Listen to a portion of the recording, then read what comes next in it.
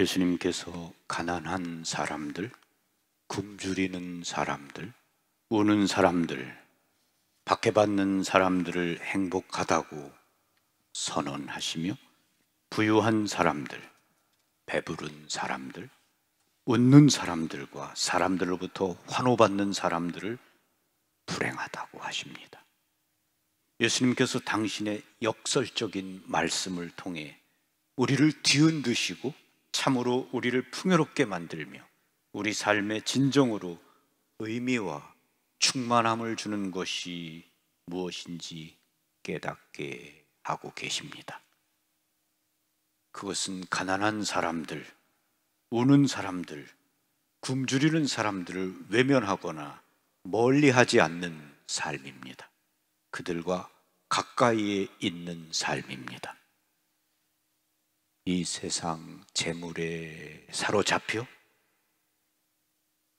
영혼을 우상하게 팔 때 우리는 불행해집니다. 그러나 자신의 재물을 가난한 형제들과 나눌 때마다 우리는 행복해집니다. 성공회에서 사제 생활을 시작하여 가톨릭으로 개종하고 작가로서 많은 활동을 하고 있는 스콧 허드의 믿음이 흔들릴 때라는 책 가운데 행동하기, 믿음을 통해 봉사하기라는 부분이 있습니다. 그 글을 읽어드립니다. 캥티의 성 요한은 자신이 몸담고 있는 대학교 구내식당에서 저녁 식사를 하려다 밖에 있는 거린을 보게 되었다. 그는 주저없이 밖으로 나가 자신의 음식을 거린에게 주고는 자리로 돌아왔다. 그런데 와서 보니 접시에 음식이 다시 놓여 있는 것이 아닌가. 분명 누군가가 차린 음식은 아니었을 것이다. 후에 그 학교에는 이 기적을 기억하는 전통이 생겼다. 매일 저녁 가난한 사람을 한 명씩 초대해서 식사를 대접하는 거였는데 초대한 사람이 도착하면 가난한 이가 오십니다 하고 사람들에게 알렸다. 그리고 그 알림 소리는 얼마 지나지 않아 이렇게 바뀌었다. 예수 그리스도가 오십니다. 왜 알람 소리가 바뀌었을까? 가난한 사람들 안에서 당신을 만날 것이라고 하신 예수님의 가르침 때문이다. 예수님은 우리가 가난한 사람에게 베푸는 것이 당신에게 베푸는 것이라고 분명히 말씀하셨다. 믿음을 굳건히 하고 싶다면 우리는 당연히 예수님께서 당신을 만날 수 있다고 확실히 약속하신 데서 그분을 찾아야 할 것이다. 독일의 뛰어난 신학자 칼 라너는 믿음을 굳건히 하기 위해서 무슨 책을 읽으면 좋겠느냐는 어느 청년의 질문에 이렇게 대답했다. 책을 읽을 필요는 없네. 가서 미네네 가난한 사람들을 위해서 봉사하게나. 그러면 자네 신앙이 다시 뜨거워질 걸세. 독서는 물론 신앙의 성장을 위해서 무척 중요하다. 하지만 신앙이 굳건해지기 위해서 더 필요한 것이 있다. 믿음을 행동으로 옮기는 것이다. 믿음은 헐벗고 가난한 사람들에게 봉사하려 하는 행동으로 이어져야 한다. 토마스 아켄피스는 준주 성범에서 이렇게 말했다. 심판날에 우리는 무슨 책을 읽었는지가 아니라 무엇을 했는지 질문을 받게 될 것이다. 그러나 우리는 예수님이 명하신 일을 거부할 때가 많다. 나도 부끄러운 고백을 하나 하려고 한다. 언젠가 출근길에 교회 앞에 있는 남루한 차림의 불황자를 보았다. 거기서 밤을 지낸 게 분명해 보였다. 따뜻한 커피를 마시면서 편안히 차를 타고 지나가던 내가 제일 먼저 한 생각은 하느님, 모른 채 하고 지나가도 되니 감사합니다 였다. 하지만 예수님은 참으로 당신과 관계를 맺고 싶다면 그런 상황에서 모른 채 하지 말라고 요청하신다. 더 정확히 말하면 그들을 보살피라고 말씀하신다. 예수님은 공생활을 통해 힘없고 가난한 사람들에게 베푸는 것이야말로 믿음을 굳세게 하는 데 있어서 꼭 필요함을 분명히 하셨다. 많은 군중이 예수님을 따르고 바르티메오라는 눈먼 거지가 길가에 앉아 구걸하고 있었다. 예수님이 지나간다는 소리를 들은 바르티메오는 예수님께 자비를 베풀어 달라고 소리쳤다. 군중은 그에게 조용히 하라며 꾸짖었다. 그의 말이 듣기 싫었고 예수님이 그의 말을 듣는 것도 싫었던 것이다. 그러나 바르티메오는 계속해서 외쳤고 결국 예수님도 그의 외침을 들으셨다. 우리는 가난한 사람들의 외침을 듣는가? 군중이 바르티메오의 소리를 듣기 싫어했던 것처럼 우리도 가난한 사람들의 외침에 귀를 닫고 싶은 건 아닌가? 사람들에게 바르티메오는 회방꾼, 골칫거리, 성가신 사람일 뿐이었다.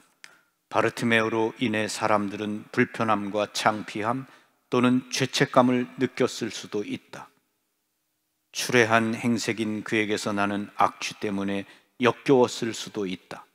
솔직히 우리도 그와 비슷할 때가 있지 않나?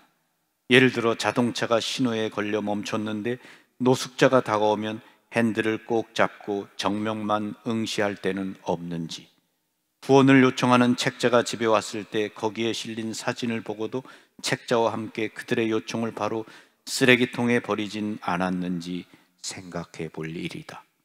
우리는 그냥 눈을 감아버리거나 나 아닌 다른 사람의 문제라고 넘기고 만다. 예수님의 제자들도 그런 적이 있었다. 수천 명의 사람이 예수님의 말씀을 들으려고 들판에 모여 있을 때 날이 저물기 시작하자 제자들은 그들을 돌려보내 음식을 구하게 해야 한다고 예수님께 말씀드렸다. 그러나 예수님은 그들이 음식을 구하기 어려울 것을 아시고 달리 말씀하셨다. 너희가 그들에게 먹을 것을 주어라. 제자들은 당황했다. 그들은 예수님께 한 아이가 갖고 있는 약간의 빵과 물고기 외에는 먹을 것이 없다고 말씀드렸다. 그러나 예수님께는 그것이면 충분했다. 예수님은 아이가 가진 빵과 물고기를 받아 축복하신 다음 떼어서 제자들에게 주시며 군중에게 나눠주도록 하셨다. 모든 사람이 배불리 먹고도 남았다. 우리가 가난한 사람을 만날 때마다 예수님은 제자들에게 하신 말씀을 우리에게도 똑같이 하신다. 너희가 그들에게 먹을 것을 주어라. 우리도 제자들처럼 줄 수 있는 게 별로 없다고 투덜거릴지 모르겠다. 하지만 빵과 물고기의 기적에서 보듯이 하느님의 손길은 부족함이 없다. 그분은 작은 것으로도 위대한 일을 하실 수 있기 때문이다. 그리고 우리는 대부분 나눌 수 있는 뭔가를 늘 가지고 있다. 하느님은 우리에게 불가능한 일을 하라고 요구하지 않으신다. 그저 우리가 할 수 있는 일을 하라고 하실 뿐이다. 사실 따져보면 우리는 많은 일을 할 수 있다. 먼저 우리는 기도할 수 있다. 세계 정의와 지구 자원의 공정한 분배를 위해 기도할 수 있으며 살면서 만나게 되는 가난한 사람의 얼굴을 떠올리거나 이름을 부르며 그들을 위해 기도할 수 있다. 그리고 생활 방식이나 재정적 우선순위, 하느님께 받은 축복을 기도하는 마음으로 점검하면서 더욱 소박하게 살아갈 수도 있다. 우리는 시간이나 재능 또는 음식을 난민구호센터, 무료급식센터, 노숙인 쉼터 등에 기부할 수 있다. 멘토링이나 개인 지도를 해줄 수도 있고 집수리를 도와줄 수도 있으며 위탁 부모나 입양 부모도 될 수 있다. 능력껏 구호기관을 재정적으로 후원할 수도 있다. 우리에게 도움을 청하는 사람에게 항상 겸손하고 존중하는 마음으로 대할 수도 있다. 그리고 투표할 기회가 있을 때마다 가난한 사람들을 마음 쓰며 사회적 책임을 가지고 신중히 할 수 있다. 우리는 단순히 믿음을 키우기 위해 가난한 사람들에게 봉사하지 않도록 주의해야 한다. 가난한 사람들은 하느님의 모상으로 창조되었으며 우리는 그들을 통해 예수님을 만난다. 하지만 이것이 봉사를 하는 목적이 되어서는 안 된다. 봉사를 통해 믿음이 성장하는 건 결과이지 목적이 될 수 없다. 그렇더라도 봉사를 하지 않고서는 이를 통해 얻는 기쁨과 믿음의 성장을 누릴 수 없다. 그러니 이제 무엇을 해야 할까? 책을 펼칠까? 물론 그것도 좋지만 마음을 열고 소매를 걷어붙이는 편이 더 낫지 않을까? 이 세상 재물에 사로잡혀 오직 자기 자신 안에만 갇혀서 사는 사람은 욕심에 사로잡히고 탐욕에 빠지게 되면 불행해집니다. 그러나 자신의 재물을 가지고 형제들과 나눌 때마다 우리는 행복해집니다. 아멘. 평화를 빕니다. 감사합니다.